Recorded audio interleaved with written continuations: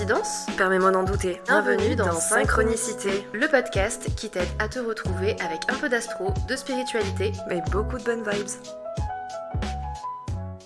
Bienvenue dans ce nouvel épisode. Aujourd'hui, on plonge dans un sujet qui va être passionnant de l'astrologie karmique, les nœuds lunaires. Alors, qu'est-ce que c'est, ou juste que ces fameux nœuds nord et nœuds sud qu'on peut retrouver dans notre thème astral qui ressemble un peu à un demi-anneau de vache qu'on fout dans le nez, tout simplement, on est vraiment là-dessus. Donc déjà, je tiens à préciser que ce sont pas des planètes, ce sont plutôt, on va dire, des points mathématiques qui vont être liés à la trajectoire du soleil et de la lune. Mais en astrologie, ils ont une symbolique donc qui va être assez conséquente et énorme. C'est que vont parler de ton passé karmique et de ta mission d'âme.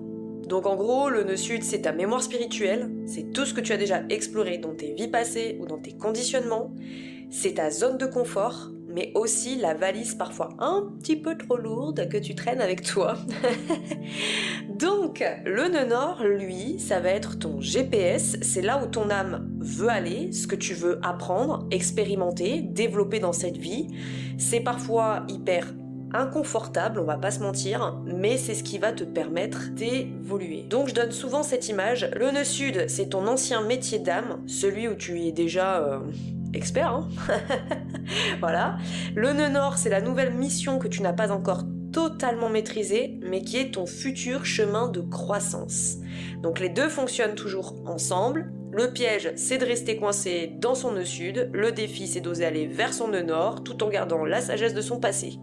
Rien que ça, les amis. Donc dans cette série, en solo cette fois, on va voir chaque axe signe par signe, ce que ton nœud sud raconte de tes vies antérieures et surtout ce que ton nœud nord t'invite à incarner dans cette vie. Tu vas voir, c'est parfois un petit peu déstabilisant, mais toujours hyper intéressant. Donc je t'invite à t'installer confortablement et plongeons ensemble dans les secrets cachés de tes nœuds lunaires. Bienvenue dans cet épisode 9 du nœud sud en Sagittaire, nœud nord en Gémeaux, j'espère que vous allez bien. On va voir ensemble cet axe qui va raconter l'histoire du passage de la grande vision universelle du Sagittaire à la curiosité locale et concrète du Gémeaux. Donc avec ce placement, l'âme apprend à quitter le rôle du prédicateur ou du chercheur de vérité absolue, les Sagittaires, pour retrouver l'humilité du quotidien, l'art de poser des questions simples et d'apprendre à travers le dialogue. Donc le Gémeaux. Pour le coup, c'est un chemin d'évolution qui enseigne à passer du gourou, si on doit l'imaginer comme ça, au pédagogue. C'est hyper intéressant. En tout cas, je sais pas si vous êtes allés voir les autres épisodes, parce qu'il peut très bien y avoir aussi l'épisode donc du nœud sud en Gémeaux au nœud nord en Sagittaire qui sera différent de ce cas-là que je vais vous exposer aujourd'hui. Donc vraiment, n'hésitez pas à aller consulter les autres épisodes. Donc, si ton nœud sud est en Sagittaire, tu viens de vie marquée par la quête de sens, tu as certainement été peut-être philosophe, explorateur, religieux, enseignant de vérité universelle, ça c'est totalement possible. Tu arrives avec une grande vision, une soif de liberté et un goût de l'aventure. Tu sais élargir les horizons, inspirer et ouvrir les portes vers des contrées inexplorées. Waouh, vous êtes des vrais Indiana Jones, moi je vous le dis. Mais ce bagage-là, il peut t'alourdir par contre, parce que tu peux être assez dogmatique, donc persuadé de détenir la vérité absolue, donc un ego, t'as peur, surdimensionné. Tu risques de fuir le concret en cherchant toujours plus grand et plus loin.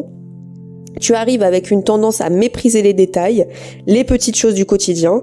Ta zone de confort, c'est la quête absolue.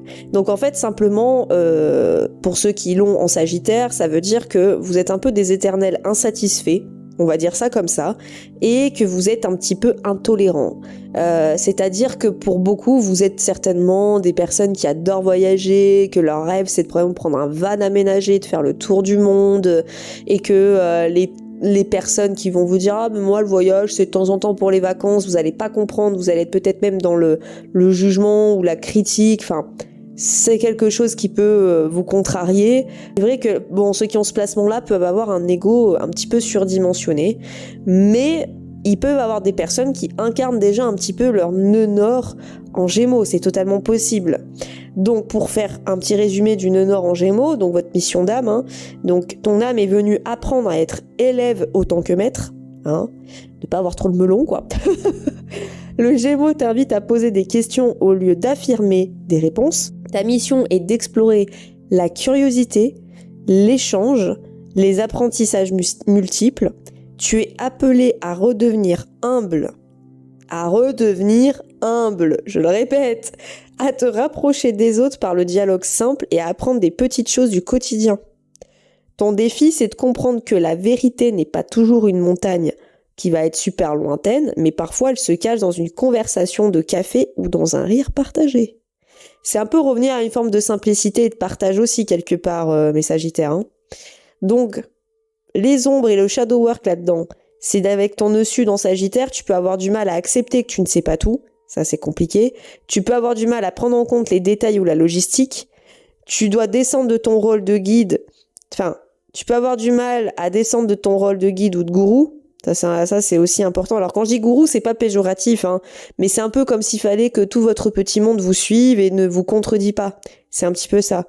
Et que vous pouvez aussi avoir tendance à fuir dans l'aventure ou la fuite en avant pour ne pas affronter le quotidien. Donc, vous voyez ce que je vous disais, c'est ces personnes qui veulent prendre un van aménagé, faire le tour du monde, je veux pas m'enquiquiner dans un travail fixe, dans une relation, voilà, ça peut être vraiment ça aussi. Il peut y avoir beaucoup de personnes ayant ce nœud sud en Sagittaire qui peuvent avoir énormément de mal à se poser dans une relation amoureuse parce qu'ils peuvent se lasser très vite. Ça c'est fort possible. Je vous donne un petit peu des tips parce que sinon c'est pas drôle, parce que bon, pour avancer vers votre nœud nord en Gémeaux, c'est pas facile. Donc déjà, il faut apprendre à écouter. Accepte que chaque personne détient une parcelle de vérité. C'est-à-dire que même si vous avez un bac plus 5, je sais pas, dans quelque chose, eh ben une personne qui n'a pas son bac plus 5 en quelque chose, mais qui a lu énormément de livres, qui s'est énormément instruit, peut vous apprendre des choses, hein. Ça, je vous le dis, hein. Clairement, nous, on a un problème en France, c'est qu'on définit une personne par son intelligence avec les études et les diplômes sur un papier. Mais j'ai envie de dire, faut pas être non plus sortir de Saint-Cyr pour apprendre de façon linéaire un truc qu'on va vous instruire et répéter. Il y a une personne qui peut ne avoir jamais fait d'études, mais qui peut s'être renseignée de long en large et en travers, avoir étudié plein de livres, qui peut en savoir même plus que vous et être beaucoup plus intelligent que vous, hein. Je vous le dis tout de suite, hein. Ça, c'est vraiment une idée arrêtée qu'on a. Soyez curieux du quotidien, donc observe, pose des questions, intéresse-toi aux petites choses, très important.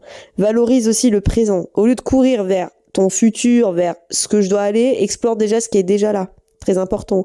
Vive l'instant T. Varie les expériences, donc tu peux, je sais pas moi, écrire, jouer, pratiquer un truc sportif que tu connais pas, vous connecter aussi à votre entourage pour des moments de qualité, très important. Et il faut aussi apprendre à échanger au lieu de prêcher, donc dialoguer au lieu de monologuer, ça c'est très important. Et que votre âme veut que vous passiez de l'orateur qui proclame à l'ami qui discute. J'espère que je parle pas trop vite et que je vous ai pas trop perdu, hein. Ou je vous ai pas trop vexé non plus. Parce que c'est vrai que vous pouvez être susceptible, mais vraiment c'est pour votre bien que je fais ça. Je vais vous raconter une petite histoire, j'aime bien faire un petit conte initiatique pour justement vous imager de comment incarner ce nœud nord en Gémeaux. Il était une fois un sage qui parcourait les montagnes en quête de vérité. Partout où il allait, il prêchait, il enseignait, proclamait des lois universelles. Les foules l'écoutaient, mais peu le comprenaient véritablement. Un jour, fatigué, il s'arrêta dans un petit village. Là, un enfant s'approcha en lui demandant « Dis-moi, maître, pourquoi le ciel est bleu ?» Le sage sourit. Il n'avait jamais réfléchi à une question aussi stupide et simple. Alors, au lieu de répondre, il s'assit avec l'enfant et commença à observer le ciel. De jour en jour, il resta au village, discutait avec les habitants, apprenait leur histoire et leurs mots et leurs rires. Et peu à peu, il comprit que la vérité n'était pas seulement dans les étoiles lointaines, mais aussi dans les petites choses partagées entre deux êtres. Bon, il a toujours pas répondu à la question du gamin de pourquoi le ciel est bleu, mais ça on s'en fout.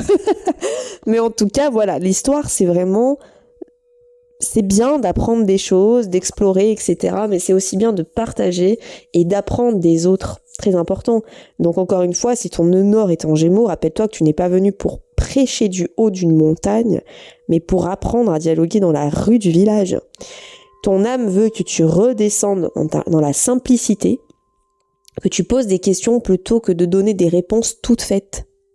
Et que dans cette curiosité qui va être humble, tu découvriras bien des choses positives et qui va vraiment te nourrir véritablement. Tu vas avoir vraiment cette sensation d'exister parce que quand tu vas taper tes monologues en expliquant, tu vas perdre les gens et les gens vont décrocher. Que s'il y a un dialogue, s'il y a un échange, s'il y a un partage, et ben là vraiment, il va y avoir quelque chose de riche et de concret. Enfin voilà, j'espère en tout cas que cet épisode 9 t'aura plu. N'hésite pas à nous dire ce que tu en penses sur notre plateforme ou même en commentaire sur ce podcast et pourquoi pas même à t'abonner, à découvrir les autres épisodes, que ce soit pour tes potes, ta famille, tes amis. Ça peut être hyper intéressant. Je te souhaite une belle journée, soirée, bonne nuit. Fais attention à toi, prends bien soin de toi et je te fais de gros bisous. À bientôt.